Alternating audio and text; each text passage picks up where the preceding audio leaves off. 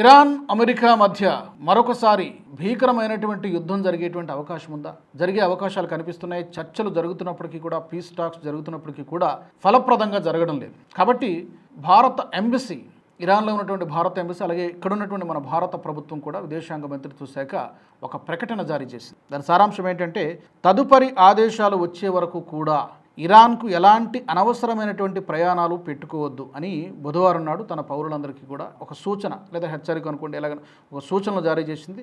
టెహ్రాన్లోని భారత రాయబార కార్యాలయం కూడా ప్రస్తుతం ఇరాన్లో ఉంటున్నటువంటి లేదా తప్పనిసరి కారణాల వల్ల కనుక అక్కడికి ప్రయాణిస్తే కనుక అత్యంత జాగ్రత్తగా ఉండాలి. సాధ్యమైనంత వరకు ఇరాన్కి ప్రయాణాలు పెట్టుకోవద్దు.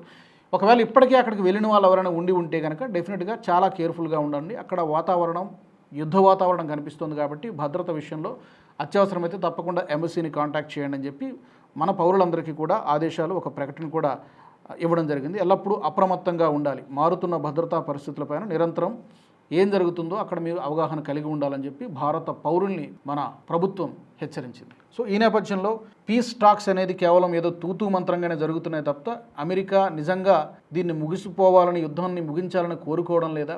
మరి టెహ్రాన్ మాట వినటం లేదు. చర్చలు జరుగుతున్నటువంటి క్రమంలో మధ్యలోనే వాకౌట్ చేసి వెళ్ళిపోయింది. పాకిస్తాన్ పిలువన పేరంటానికి వెళ్ళినట్టు అక్కడికి వెళ్ళినప్పుడు కూడా ఎవడూ పట్టించుకోలేదు. ఈ నేపథ్యంలో మరొకసారి భీకరమైనటువంటి యుద్ధం జరిగేటువంటి అవకాశం ఉందా అనేటువంటి చర్చ నడుస్తోంది.